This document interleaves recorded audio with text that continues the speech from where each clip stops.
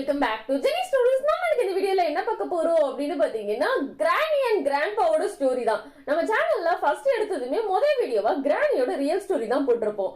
அந்த வீடியோக்கிலே வந்து பாத்தீங்கன்னா நிறைய பேர் கிராண்ட்பாவோட ஸ்டோரி சொல்லுங்க அப்படின்னு சொல்லி கேட்டிருந்தீங்க.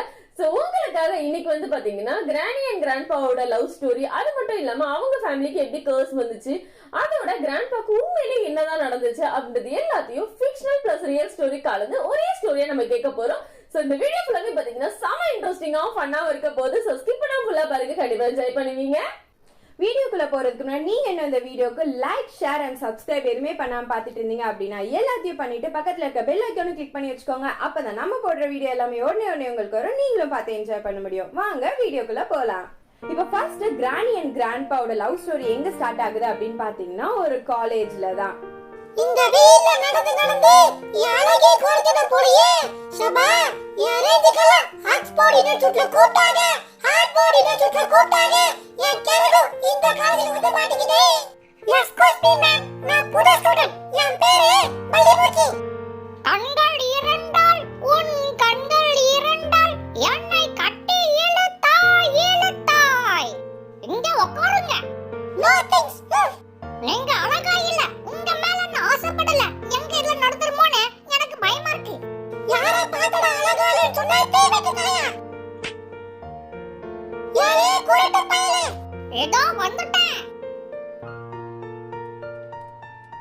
இவங்க லைஃப் இப்படியே ஹாப்பியா போகுமா அப்படின்னு கேட்டீங்கன்னா அதுதான் கிடையாது.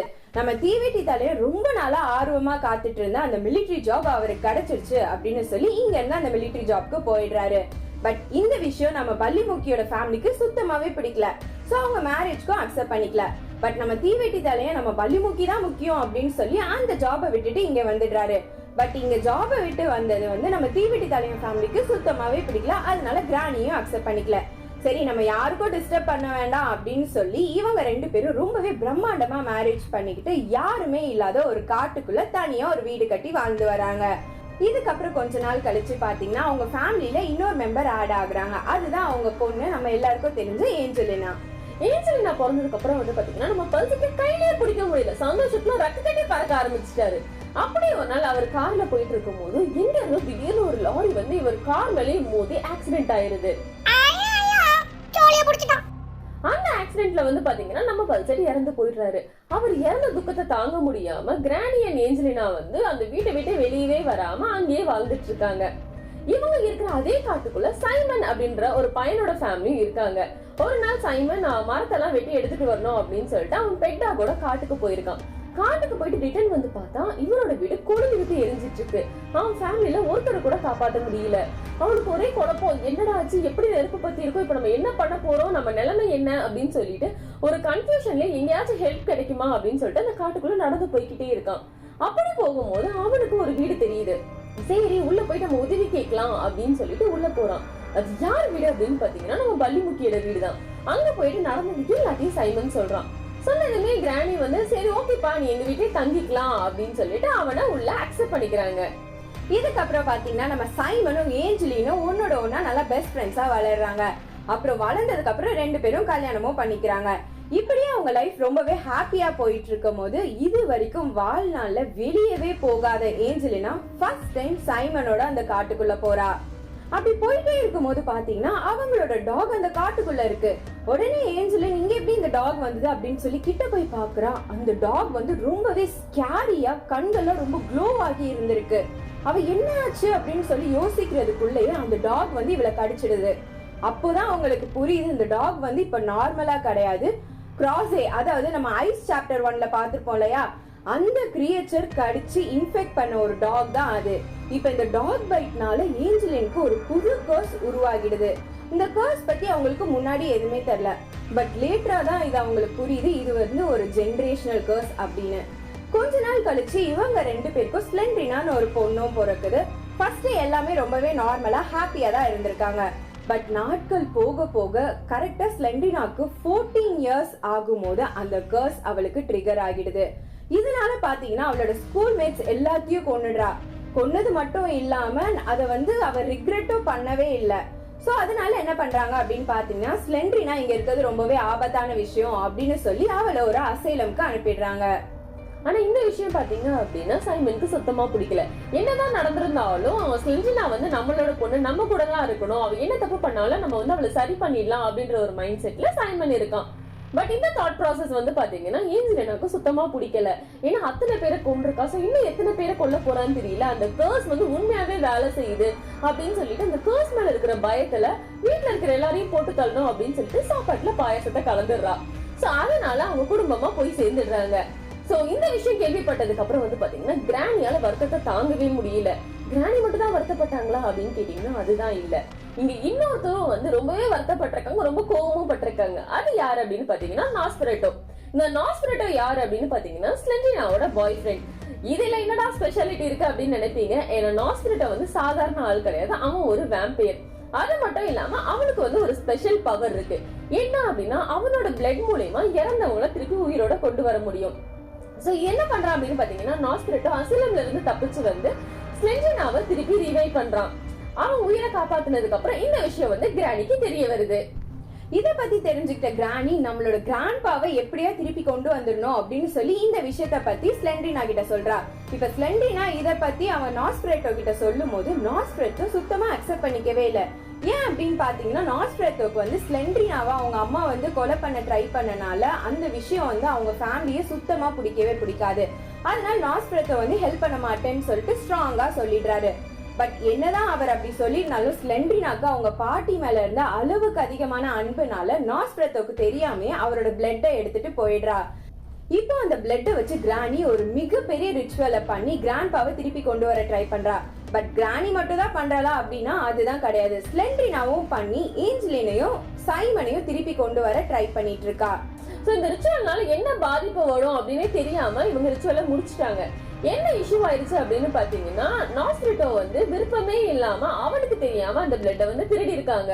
சோ ஒரு வேம்பயர் வந்து அவனோட வில்லிங்கா அந்த பிளட் கொடுத்தா மட்டும் தான் வந்து ரீவைவ் ஆக முடியும், இல்ல அப்படின்னா ஒரு சைடு எஃபெக்ட் இருக்கும் அப்படின்ற மாதிரி இருந்திருக்கு. சோ இதனால என்ன ஆயிடுச்சு அப்படின்னு பாத்தீங்கன்னா கிராண்ட்பா வந்து ஒரு ஜாம்பிஃபைட் கிரியேச்சரா மாறிடுறாரு. அது மட்டும் இல்லாம ஏஞ்சலினா வந்து பாத்தீங்கன்னா ஒரு ஸ்பைடர் மாதிரியான கிரியேச்சரா மாறிடுறா. சைமன் ஸ்லெண்டர் மேனா மாறிடுறான். இதுல வந்து ஹைலைட் என்ன அப்படின்னு பாத்தீங்கன்னா ஸ்லெண்டர் மேனா மாறின சைமன் வந்து நம்மளுக்கு சாப்பாட்டுல பாயசம் வச்சது யாரு? ஏஞ்சலினா. சோ இனிமே ஏஞ்சலினாக்கும் நம்மளுக்கும் சம்பந்தமே கிடையாது அப்படின்ற மாதிரி சைல்ட்ஹுட் ஃப்ரெண்ட்ஸா இருந்து கல்யாணம் பண்ணிக்கிட்டவங்க எனிமீஸா மாறிடுறாங்க. இதனால கிராணியும் கிராண்ட்பாவும் சேர்ந்து ஸ்லெண்டர் மேனை வீட்டை விட்டு அனுப்பிடுறாங்க. சரி எல்லாமே நார்மல் ஆயிடுச்சு, இன்னும் எல்லாரும் ஹாப்பியா இருப்பாங்க அப்படின்னு நினைச்சா அதுதான் கிடையாது. இந்த ரிச்சுவலை பண்ணனால ஒரு மிகப்பெரிய கர்ஸ் ஸ்லெண்டினாக்கு வந்துடுது. இதனால என்ன ஆகுது அப்படின்னு பாத்தீங்கன்னா ஸ்லெண்டினா வந்து ஒரு புக்குக்குள்ள போய் மாட்டிக்கிறா. சரி இந்த கர்ஸ் அவளோட முடிய போகுது அப்படின்னு பாத்தீங்கன்னா அதுதான் இல்ல. அந்த கர்ஸ்னால நம்ம நாஸ்பெரட்டோவும் அஃபெக்ட் ஆகிடுறாரு. அவரோட பவர்ல ரொம்ப கம்மியாகி நாள் போக ரொம்பவே வீக் ஆன மாதிரி ஆயிடுறாரு. அது மட்டும் இல்லாம ஒரு நாள் அவர் வீட்டுல இருக்கும் போது அந்த கேஸ்டல் கொலாப்ஸ் ஆகி அப்படியே எழுந்துடுறாரு. இதுக்கப்புறம் பாத்தீங்கன்னா நம்ம கிராணி அண்ட் கிராண்ட்பா வந்து இவங்க ரெண்டு பேரையும் பாதுகாப்பா பாத்துக்கணும் அப்படின்னு சொல்லி நம்ம நாஸ்பெரட்டோவை வந்து ஒரு கஃபீன்ல வச்சு பாத்துக்கிறாங்க. அது மட்டும் இல்லாம ஸ்லெண்டினாவோட புக்கை வந்து ஒரு ஷெல்ஃப்ல வச்சு அதையும் ப்ரொடெக்ட் பண்ணிட்டு இருக்காங்க. இப்படியே வந்து யாருமே நெருங்காம யாருக்கிட்டையும் வெளியே போகாம தனியா அவங்க வீட்டுல வாழ்ந்து வந்துட்டு இருக்காங்க நம்ம கிராணி அண்ட் கிராண்ட்பா. இந்த சீக்கிரட்ஸ் எல்லாம் ரிவீல் ஆக கூடாது, வெளியே எந்த வம்பு தும்ப வச்சுக்க கூடாதுன்னு பீஸ்ஃபுல்லா இருக்க நினைச்ச கிராணி அண்ட் கிராண்ட்பாவை யாரும் வந்து அவ்வளவு நிம்மதியே இருக்க விடுறது கிடையாது. ஃபார் எக்ஸாம்பிள் நம்மளே எடுத்துக்கோனா பிளேயர்ஸா இருக்கும் போது தேவையில்லாம அந்த காட்டுக்குள்ள போய் அங்க தொலைஞ்சு போய் பாட்டி கண்ணுல மாட்டி அவங்க பேட்டால அடிச்சு அந்த வீட்டுக்குள்ள இழுத்துட்டு போற மாதிரி ஆயிரும்.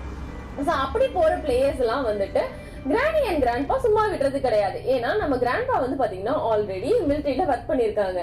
சோ அத்துமீறி வரவங்களை வந்து பிடிக்கிறதுக்காகவே வீடு ஃபுல்லா அங்கங்க பொறி வச்சிருக்காங்க.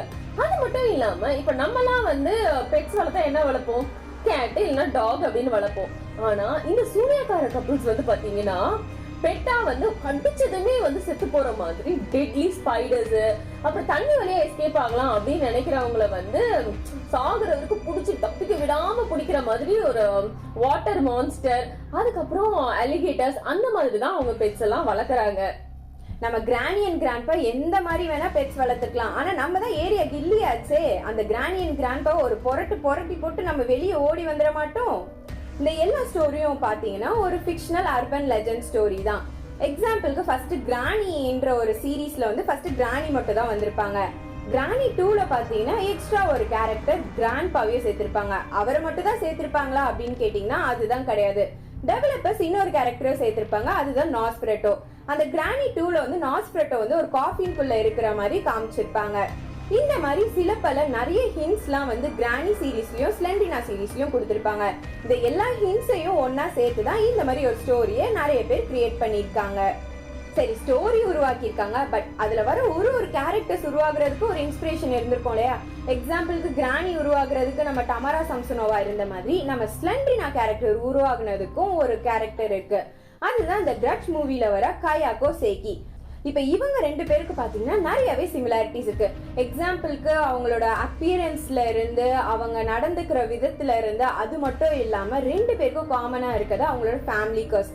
அது மட்டும் இல்லாம அதனால அவங்க ஃபியூச்சர்ல ஒரு வெஞ்ச்ஃபுல் ஸ்பிரிட்டா மாறிடுறாங்க. நம்ம நாஸ்பெரட்டோக்கு ஒரு இன்ஸ்பிரேஷன் கேரக்டர் இருக்கு, அதுதான் த கவுண்ட் ஆர்லக். அதாவது 1922ல த சைலண்ட் பிலிம் ஆன நாஸ்பெரட்டோ அப்படிங்கிற ஒரு பிலிம் வந்து ரிலீஸ் ஆயிருக்கு. அந்த பிலிம்ல வர கேரக்டர் தான் இந்த கேரக்டர்.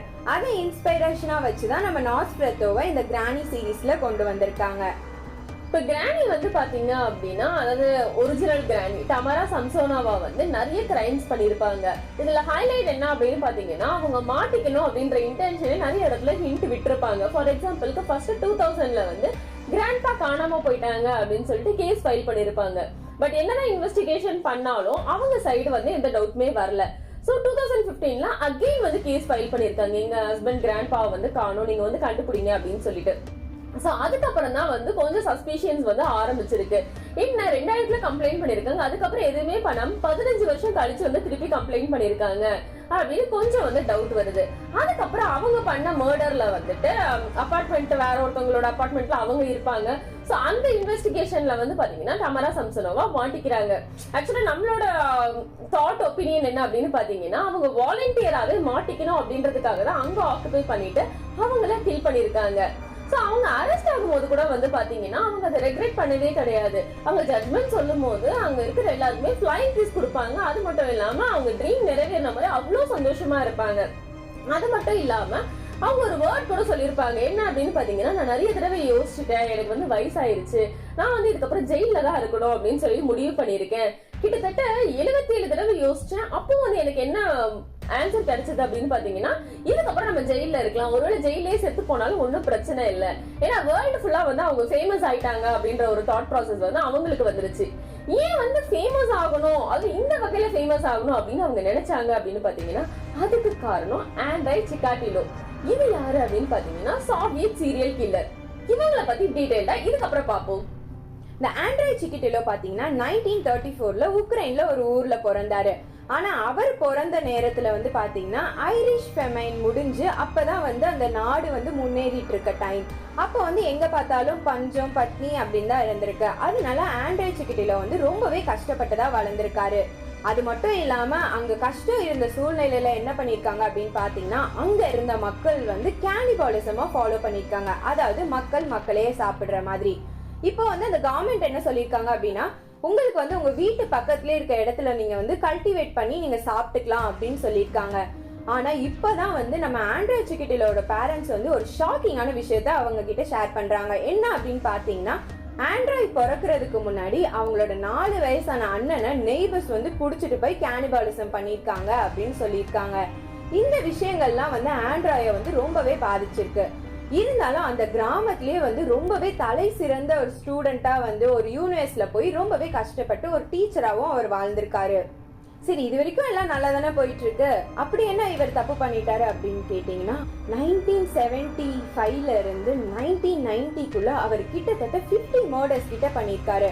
அதுவும் அதுல நிறைய கேனிபாலிசமும் பெர்ஃபார்ம் பண்ணிருக்காரு. இப்படி ஒரு பேட் இன்ஸ்பிரேஷனா இருக்கிறவங்க தான் நம்ம டமாரா சம்சனோவோட பெஸ்ட் இன்ஸ்பிரேஷனா இருந்திருக்காங்க. சரி, இந்த ஆண்ட்ரை சிக்கிட்டிலோ எப்படியாவது மாட்டிக்கிட்டாங்களா அப்படின்னு கேட்டீங்கன்னா, ஆமா மாட்டிக்கிட்டாங்க. ஃபர்ஸ்ட் டைம் மர்டர் பண்ணும்போது வந்து பாத்தீங்கன்னா, என்னதான் இவர் மேல ஒரு சந்தேகம் இருந்தாலும் இன்னொரு வாண்டடான சஸ்பெக்ட் இருந்தனால அவங்க மாட்டிக்கிட்டாங்க. செகண்ட் டைம் பாத்தீங்கன்னா, அண்டர் கவர் டிடெக்டிவ்ஸ் வந்து 1980sல வந்து இவங்களை வந்து செக் பண்ண வந்திருக்காங்க. அப்போ இவங்க கிட்ட இருந்த சூட்கேஸ்ல ஏதோ வினோதமான பொருட்கள்லாம் இருந்தனால இவங்களை அரெஸ்ட் பண்ணிருக்காங்க. பட் வந்து பக்கத்துல நடந்த மர்டருக்கும் இவருக்கும் சம்மந்தப்படுத்துற மாதிரி எந்த விதமான எவிடன்ஸும் அப்ப அவங்களுக்கு கிடைக்காதனால 3 monthsலயே அவங்கள ரிலீஸும் பண்ணியிருக்காங்க. பட் போக போக போக போக அவங்களோட பிரைம் சஸ்பெக்டை நம்ம ஆண்ட்ராச்சிக்கிட்ட மாட்டி 1990ல எல்லா எவிடன்ஸையும் கலெக்ட் பண்ணி அவங்கள எக்ஸிக்யூட்டிவ் பண்ணியிருக்காங்க. ஸோ பேசிக்கா வந்து பாத்தீங்க அப்படின்னா கிரானியோட ஃபர்ஸ்ட் விக்டிமா இருக்கிறதுக்கு பாசிபிளான கேரக்டர் யாருன்னா நம்ம கிராண்ட்பாவா தான் இருக்கும். ஃபர்ஸ்டே வந்து அவரை கில் பண்ணிட்டு ஸ்டார்டிங்லயே வந்து மாட்டிக்கலாம் அப்படின்னு நினைச்சாங்களா என்னன்னு தெரியல. பட் அவங்க சைடு வந்து எந்த எவிடன்ஸும் கிடைக்காததுனால தப்பிச்சு 2015ல வந்து அவங்க மாட்டியிருக்காங்க. ஸோ பிஹைண்ட் த சீன்ல வந்து அவங்க எத்தனை கில் பண்ணிருக்காங்க அப்படின்றது நம்மளுக்கு தெரியல. ஸோ இதை பத்தி நம்ம ரொம்ப இன்டெப்தா பேச வேணாம். இந்த ஸ்டோரி வந்து ஃபுல்லாவே பாத்தீங்கன்னா ஃபர்ஸ்ட் ஸ்டார்டிங்ல சொன்னது எல்லாமே அர்பன் லெஜெண்ட், அதுக்கப்புறம் வந்து ரியல் இன்சிடென்ட்ஸ், உண்மையாவே என்ன நடந்துச்சு அப்படின்றதெல்லாம் பேஸ் பண்ணி நம்ம 2 ஸ்டோரியும் கம்பைன் பண்ணி ஒரே ஸ்டோரியா சொல்லியிருக்கோம். ஸோ இந்த ஸ்டோரி வந்து உங்களுக்கு பிடிச்சிருக்கோம் அப்படின்னு சொல்லிட்டு நம்புறோம். இது வரைக்கும் இந்த வீடியோ ஸ்கிப் பண்ணாம பார்த்துட்டு இருந்த எல்லா நல்ல உள்ளவங்களுக்கும் ரொம்ப ரொம்ப ரொம்ப பெரிய தேங்க்ஸ். இந்த வீடியோ பிடிச்சிருந்தா லைக் பண்ணுங்க, சப்ஸ்கிரைப் பண்ணுங்க, எல்லாருக்கும் ஷேரும் பண்ணுங்க. அடுத்தடுத்த வீடியோல இதை விட சூப்பரான ஸ்டோரிஸோட நாங்க 2 பேரும் உங்களை வந்து சந்திக்கிறோம். அது வரைக்கும் உங்க எல்லாரையும் நாங்க 2 பேரும் ரொம்ப ரொம்ப மிஸ் பண்ணுவோம். நீங்களும் மிஸ் பண்ணீங்க அப்படின்னு நம்புறோம். அடுத்த வீடியோல சந்திக்கலாமா?